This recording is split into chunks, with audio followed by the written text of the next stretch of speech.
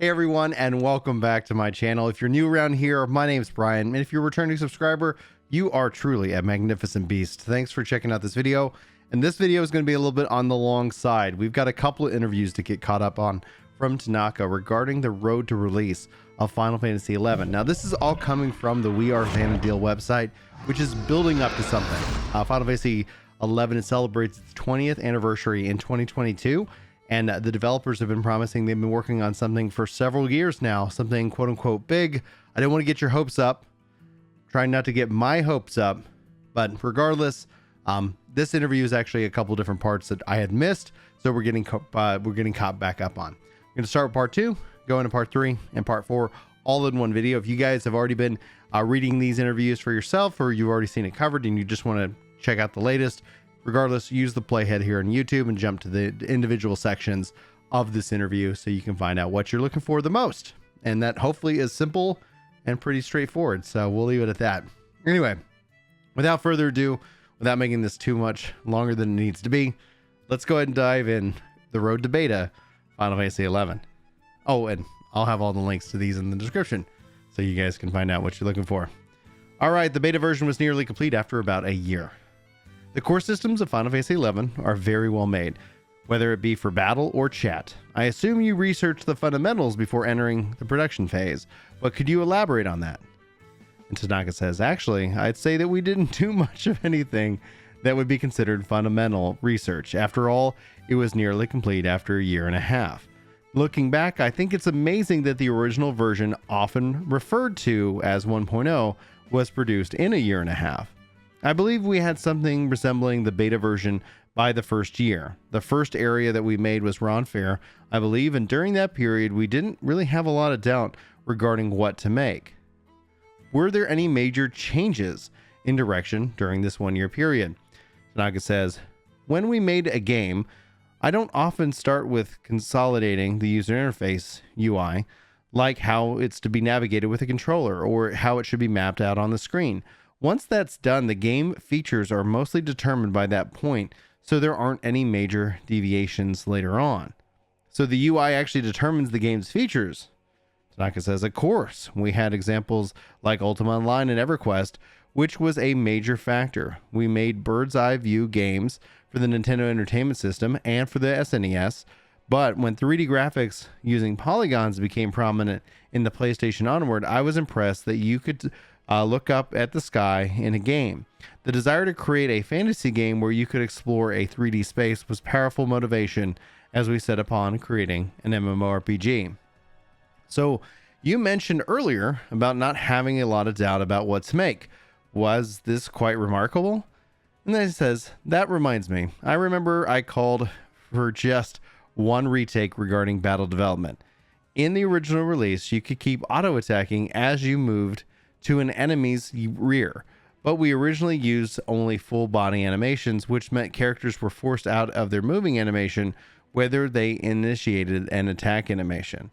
So the attacks had awesome animations that the characters that used the character's whole body but prevented movement whenever they were used. Tanaka says, I had everything from the animations upward redesigned, and the motion blending was used to animate the upper and lower body independently of each other, which enabled gestures like attacking while moving or running away while taking damage. However, this was meant redoing everything from scratch, so it probably broke the programming and animations team's hearts. Matsu says, if the finished product looked mediocre or had poor controllability, I'm sure the programmers would also say, I'd like to redo this if you can spare me the time. Game systems, especially those that the player can't manipulate the controls as they like or feel like it's the game is commandeering the actions, can sometimes hurt the impression of a game. On the other hand, there are methodologies, yeah, that's right, such as disabling player controls to portray a spectacular battle, and that is a debatable topic. So this is also battle related, but swapping gear during battle is now a core game element in Final Fantasy XI. Was this something you originally intended? It was completely outside of our expectations. It all happens because we added macros into the game. Isn't it extremely taxing in terms of processing? In terms of swapping graphical elements around, it's actually not as bad as you might think. Rather than processing it through the PlayStation 2's memory, the graphical resources necessary for the gear swap are read from the hard disk drive. So anything that no longer is needed is immediately erased. The hard drive is treated like a large memory in this case, so it's all that's required is the memory space to deploy the process. In other words, there wasn't any reason to prevent gear swapping. We didn't think it'd have any issues with opening the equipment window and switching out a gear one by one. However, using macros to swap multiple pieces of gear at once to modify the character stats during combat was a method that we hadn't quite expected. I've seen people like even want to see Final Fantasy XIV have that same kind of system, and honestly, I wouldn't recommend it. Like, those macros were required, especially if you were trying to do some particular, that's a new word, type of tasks. Anyway, Final Fantasy XI doesn't have a clear definition when it comes to determining whether or not you're in battle.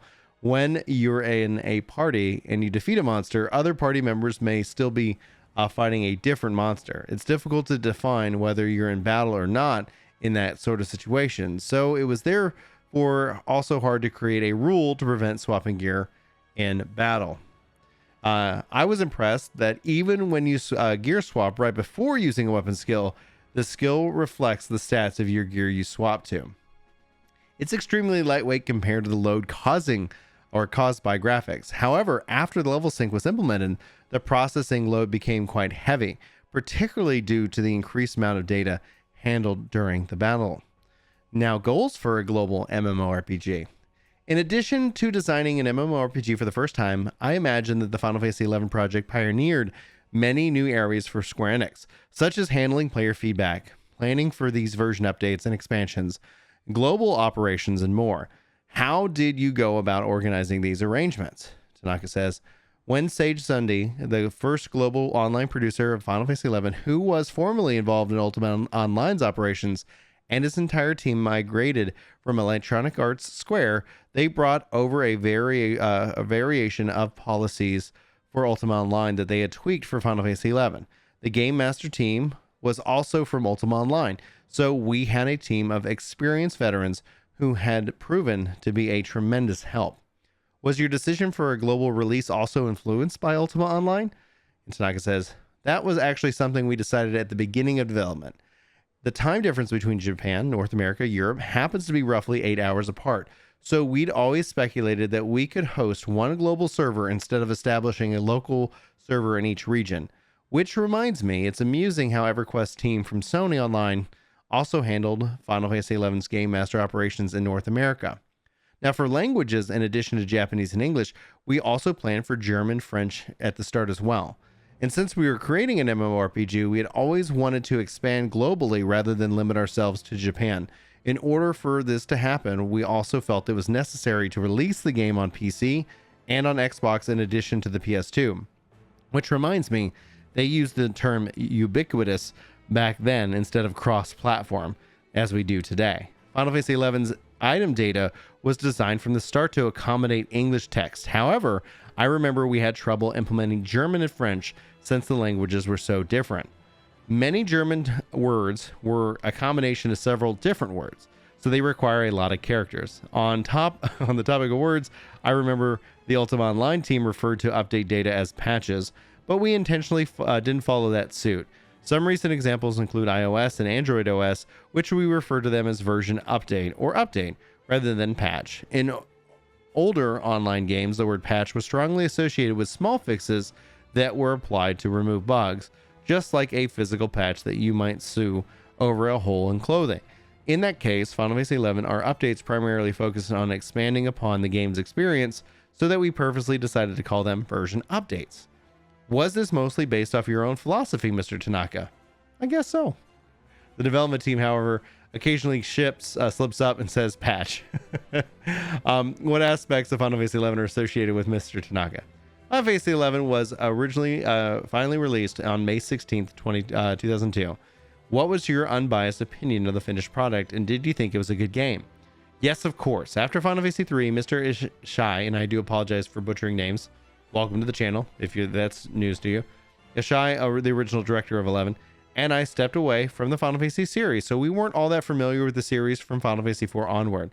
Up until our return to make the new entry into the series, we had numerous discussions about what we wanted to encapsulate in the original Final Fantasy. Is there anything you felt you had contributed to or might have turned out to be a certain way because you were involved as producer? I didn't chime in very often. When it came to the whole world view and graphics, I believe the game systems revolve around the UI. So when that came to how the game would be played or controlled, I handled those areas with myself without delegating them. In my opinion, the Final Fantasy series owes its longevity to Final Fantasy 1 through Final Fantasy 3. The staff members of my generation had joined the company in the midst of 1 through 3, and that was the Final Fantasy series, which reflects the Final Fantasy games we made, whether it be through the jobs, the worldview, or some other element. In that sense, too, Final Fantasy XI is Mr. Tanaka's game. However, I focus on game features over the lore or story, so there may be not a lot that can be considered part of the Tanaka art style. I was only in charge of the scenario for the Secret of Mana, Trials of Mana, and Final Fantasy Legend 2, so I guess I'm not too fond of writing stories. However, with that being said, there are certain elements that Mr. Matsui, attributed to Mr. Tanaka, right? I think firmly establishing a development environment as part of what I attributed to Mr. Tanaka. When he's in the team, it's like an assurance that the game will be completed. Depending on the project, there are some cases where new members are dumped into the team in hopes that it will complete the game, but it only serves to worsen the situation. That doesn't happen with Mr. Tanaka's teams. That's how I saw it as a fellow employee, even when I was on another team. What's the reason behind this sense of assurance? The biggest reason is during the planning phases, Mr. Tanaka designs things to be completed. Everything tends to be ambitious during the planning meeting, and all sorts of ideas are tossed around. Some has to organize and compile them later on, but they're like that kind of person that's weak under pressure. They end up listening to everyone's unreasonable demands. However, Mr. Tanaka oversaw things to ensure that never happened. I'm sure that were fun brainstorming meetings. On another note, what other aspects do you attribute to Mr. Shai, the original director? Mr. Shai is impressive in that he can come up with endless number of ideas, but he doesn't know when to stop. Even when there is the deadline the next day, he'd be like, how about this? And suggest something that would take about 3 months to develop. You have to be able to listen about taking everything too seriously, or it'll be difficult for you. Was he like that before 11? He's been like that from before. However, the world like Vana'diel wouldn't exist without him. In that sense, I'd like to say he has more writing talent than me. And just as an aside, like I've been in those meetings. It's like they're so much fun. You want to continually brainstorm. You want to be excited about exactly what everybody's talking about. And I get it. And then at the same time, I think it's really funny for them to kind of reflect on these. Like, yeah, we're just gonna keep pushing all these things out. And yeah, there's a deadline tomorrow. So at the end of the day, I'm really enjoying this. Now we're gonna transition into part 2 here. So guys, if you're joining me, we're now entering into part 2 of the interview here. Or excuse me, that was part 2. We're entering into part 3. So I did part 1, I think a week ago or 2 weeks ago, something like that. So here we go, back into part 3 for Vana'diel. And if you're joining just and you skip the previous section, just note that if I do mispronounce names, I do apologize. I'm not doing it on purpose. I just don't have, unfortunately, the skill set needed to really kind of translate this stuff in my mind. All right. So discussing Vana'diel, uncharted territory beyond the 5th year. As Final Fantasy XI nears its 20th anniversary, gaming technology has quickly come a long way over the years, and I imagine many concerns came up that the game grew older in comparison. How long did you originally expect the game's operation to last? When we chose to make the game for the PlayStation 2, we assumed the game was fated to end with the PS2's lifespan. However, the Windows version extended Final Fantasy XI's lifespan beyond that of the PS2. It was a fortuitous oversight. Back then, household gaming consoles lasted about 5 years before they were succeeded by the next generation. The PS2 was succeeded by the PS3, which had drastically better graphic capabilities, and we felt that a simple port wouldn't cut it. Of course, we received many requests for a PS3 port, but we had a massive amount of development resources, and which the graphics data in particular would have to be remade from scratch. Rather than pouring manpower and budget into reconstructing the world that players had already thoroughly experienced, we felt that those resources would be better spent creating a new game with its own world and adventures. And with that being said, we surmised that Final Fantasy XI players would be emotionally attached to the player characters, so development of Final Fantasy XIV began with design operations for characters which resembled that player characters in Final Fantasy XI. If you guys look at the original trailer, like that was part of a big point of what they were doing with 14, and originally even talking about how the Mog House might even serve as a gateway between the two. Anyway, at the time, Mr. Tanaka told me, you can work on Final Fantasy XI or 14, whichever one you prefer. To which I responded that I still had a lot to do in 11 and I would remain on the 11 team. Now, it was a parallel development period between 11 and 14. On one hand, the 14 team was working to the bone to establish the project, while the 11 was lacking staff members for development of Seekers of Adoulin. And this ended up getting the help from an external development company. There was a scramble for developers between 11 and 14 and even other titles, so at the time, I kept tabs on the workload of 14's designers to find any opportunities I could ask them to create new equipment. Seekers of Adoulin didn't come out after PS2 production was discontinued. We didn't intend for that to be a game that would end with the release of 11, and that it could still be updated, but we hadn't really expected it to keep going after the hardcore moved on to the next generation. But from my perspective, after overseeing the project until its 10th anniversary, the game continues to enter uncharted territory as hardware is succeeded by future generations. Whether it keeps on going from there all depends on the developer's tenacity.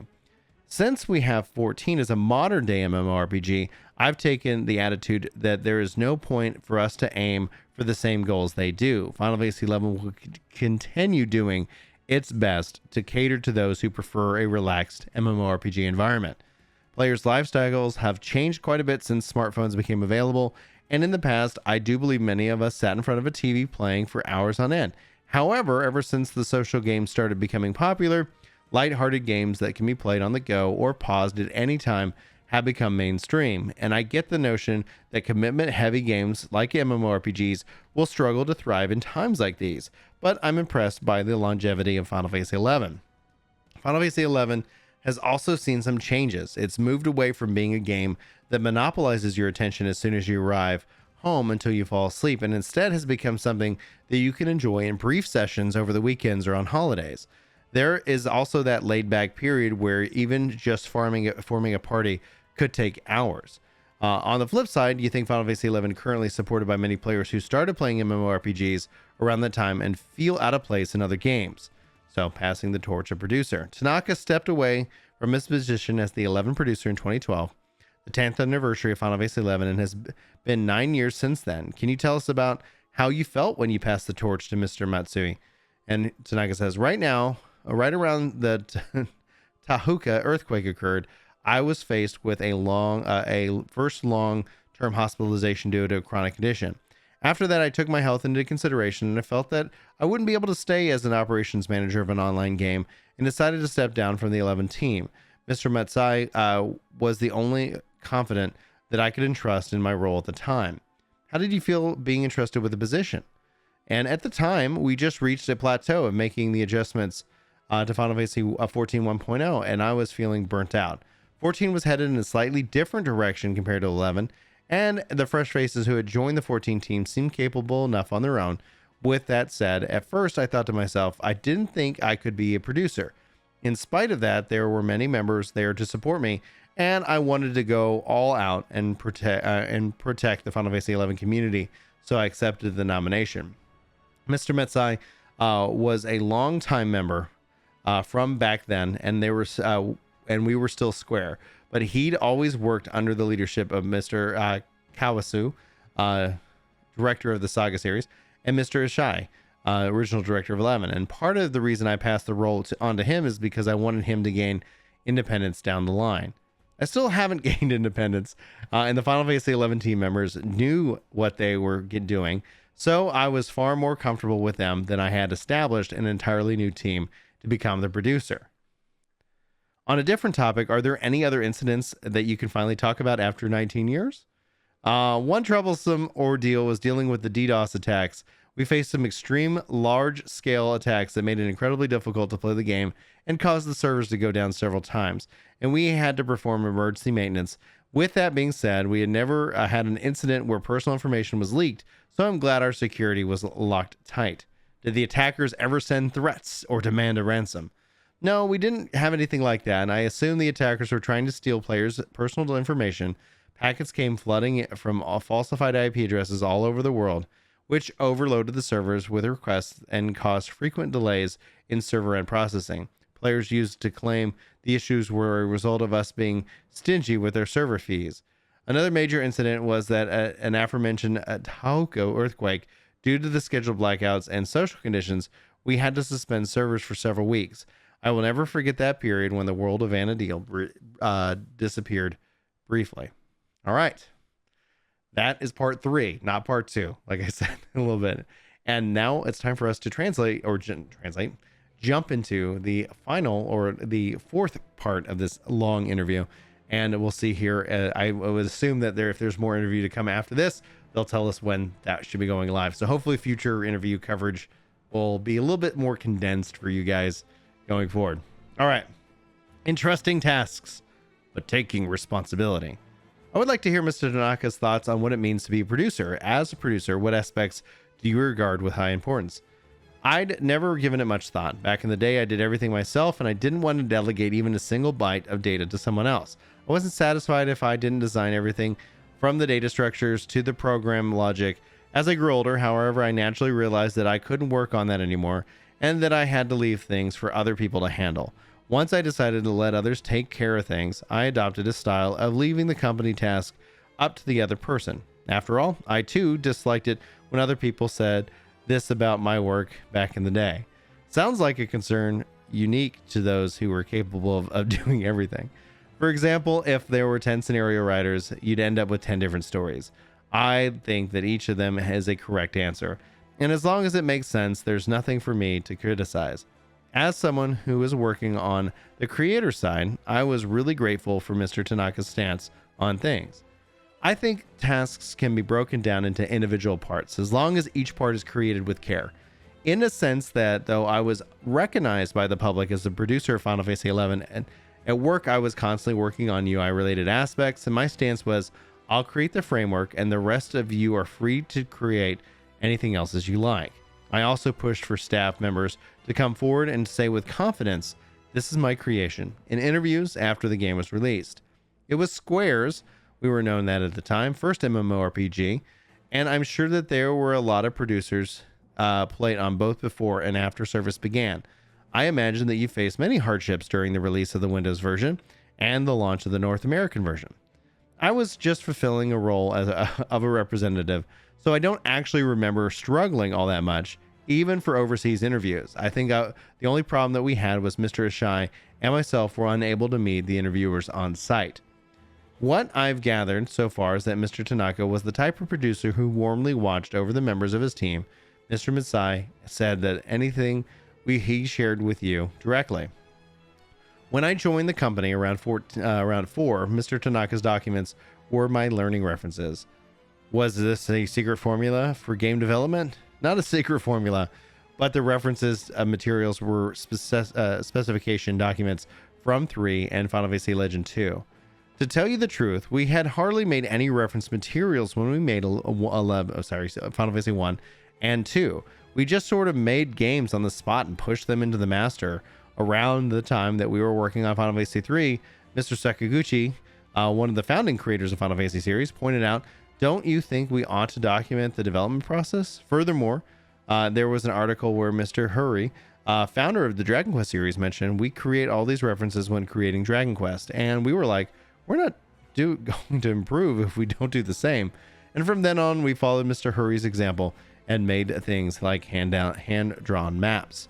It was those same documentations that Mr. Tanaka caught my interest. I especially learned the ropes of game development from them, and in a sense, for Mr. Tanaka's discipline. So if he were to look at my documentation, he can easily tell where I cut corners and where I worked hard. Mr. Tanaka is my esteemed predecessor and also my teacher. Mr. Matsu's case, he understands even the implicit details that may not be noticeable at a glance, and goes straight into the writing of the program. He was supposed to be in charge of data, but he somehow became a programmer. I'm not good at communicating, so I don't really ask someone to take care of something for me. And they end up doing it myself because it's faster. The part of Mr. Tanaka's philosophy as a producer is that I'm most grateful for is that how he leaves things up to you, but will take responsibility. There's a lot of comfort in knowing that even if things go wrong, Mr. Tanaka will cover for me. And of course, that doesn't mean that I'd make him handle the mess if something goes wrong. Now, let's answer, what is Final Fantasy? All right. This is a question I'll be asking the various guests who will be joining us in this series. Mr. Matsai and Mr. Tanaka, what does Final Fantasy XI mean to you as a title? Well, the Final Fantasy series introduced me to the basics of gameplay in the game industry. But among those, Final Fantasy XI was the vast frontier that appeared before me when I was struck. Yeah. It was like a new land to explore, or a wilderness to challenge. Since long ago, I've been frequently asked, what is Final Fantasy? But I've never been able to answer it before. I thought to each entry in the series is its own title. So Final Fantasy 1 is Final Fantasy 1, Final Fantasy 2 is 2, and so on. But recently I've started to come up with an answer. I'd love to hear it. The world of Final Fantasy can be summed up as physical principles. Spells such as fire and cure, battle calculations such as other internal physical principles are what comprise the world. And those are what define Final Fantasy. For instance, if there's a spell called Laliho, no matter what the story or the world would be, that's a physical principle that defines Dragon Quest. So that is the world of Dragon Quest. Laliho, or otherwise known as Snooze, is the English version of Dragon Quest as an aside. So you're saying creating a title based off those natural laws is what it means to create Final Fantasy. Some of the titles take place in a more technological advanced setting, but fire is fire and cure is cure. I think that's what defines Final Fantasy. Was it also so recently that you started thinking of it this way? I'd say so. To someone unfamiliar with the games, it may be hard to believe that Final Fantasy XI and Final Fantasy XIV are part of the same series, but both of them are Final Fantasy. Within that series, when we are making Final Fantasy XI, we designed it to be a tool for communication. During my times, like in games like Ultima Online and EverQuest, I never met my guild members or knew anything about their real life situations, but they still executed a presence that felt human. I began to feel compassion for them and the embodiment for myself, and it manifested in these games, which was shocking for me. I started viewing MMORPGs as mirrors into what we could see with our personalities, and Final Fantasy XI was the games where I sought to design the ultimate form of that concept. Thank you for joining us, Mr. Tanaka. Before we wrap up, do you have anything to say in regards to the 20th anniversary? The world couldn't continue without its players, and I'm grateful that you've been with the game so long and have allowed Vana'diel to remain in place for you to return. I hope that you continue to warmly watch over Vana'diel for many years to come. I think this is beautiful. Hopefully this was really good information for you guys and that you enjoyed today's video. I know it's a long one, so if you're still here, be sure to smack that like button. Tell me if you did. Sound off in the comments with Final Fantasy XI for life or Vana'diel, here we come. Something along those lines so that I know you made it to the end of this video. Guys, that's going to wrap it up. Thanks for watching. Thanks for being here. I love you faces. I'll see you in my next video. Until then. I just want to say thank you so much for watching this video, and if you're listening to this voice, you are a special person, and I really do appreciate it. If you feel like watching more, YouTube's got its recommendations for you on the screen. Otherwise, I hope to see you soon. Bye.